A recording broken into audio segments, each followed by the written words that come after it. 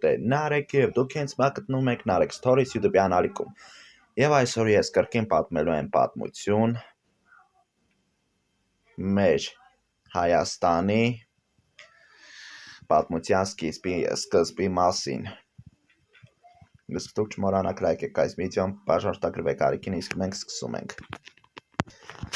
Մեր պատմության առաջին պատմությունը սկսվել է Հայկ Նահապետի օրոք։ Մեր թվարկությունից առաջ 2190 թվականին այդ ժամանակ Պարսկաստանում կային տարբեր տեսակի ապստանց խոսքով գրաված երկիներ ու այդտեղ կային գերիներ, որոնք ամեն օր աշխատում էին որպեսզի տային վարքը պետությանը, սակայն կար մի ուժեղ տղամարդ, անունը Հայկ էր, կանգրում մազերով, ոսկե աչքերով եւ իր ուժեղ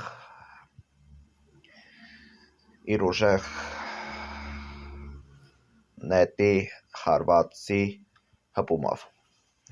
Մի օր Հայկ Նահապետը ասեց, որ պետք է ազատվենք այդ բելից։ Եվ ահա իր ժողովուրդը բռնած ազատվեց բելից եւ շարժվեց Արարատի երկիրը, որտեղ հիմնեցին իրենց պետությունը։ Բռնապետ բելը իմանալով, որ Հայկը գնացել է եւ հիմնել այդ պետությունը, նա կատաղել էր եւ որոշեց, որպեսզի պետք է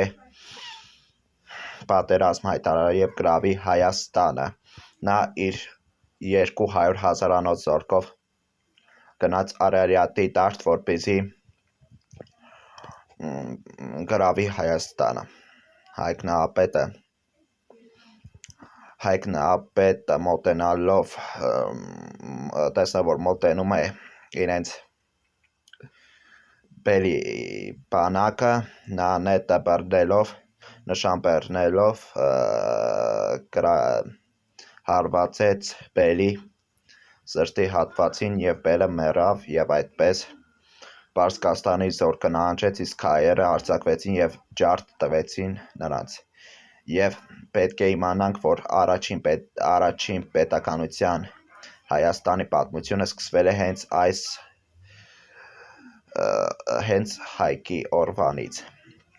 Հայկի օրվանից մինչև մեր օրերը։ Հենց Հայկ անունով էլ մեր երկրի անունը անվանեց Հայաստան եւ Հայաստանը անկախացավ, պետություն դարձավ եւ